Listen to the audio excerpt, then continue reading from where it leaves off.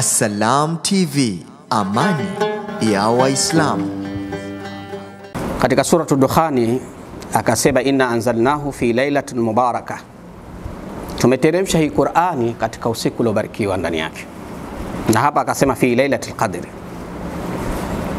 Inna kunna, kwenye suratu Dukhani kaendelea hiyo aya, inna kunna mundhirin, sisi ni wenye kutoa maonyo kwa watu kwa kile ambacho kitakuja kuwapatia hasara katika dunia yao na siku ya kiyama.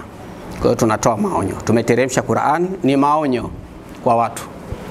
Na ndani ya Qur'ani hii ambayo tumeiteremsha ndani ya usiku huu, fiha yufraq kullu amrin hakim, ndani yake huwa kuna bainishwa na kubaguliwa kila jambo, yani hupambanuliwa kila jambo kwa amri ya Allah subhanahu wa ta'ala, kwa jambo la Allah subhanahu wa ta'ala, tena kwa hikma yake mwenyewe anafanya hivyo. Fiha yufraq kullu amrin hakim, ndani ya usiku huu wa Lailatul Qadri huwa linabainishwa na kupambanuliwa kila jambo kwa amri ya Allah subhanahu wa ta'ala, tena kwa njia zenye hikma ndani yake.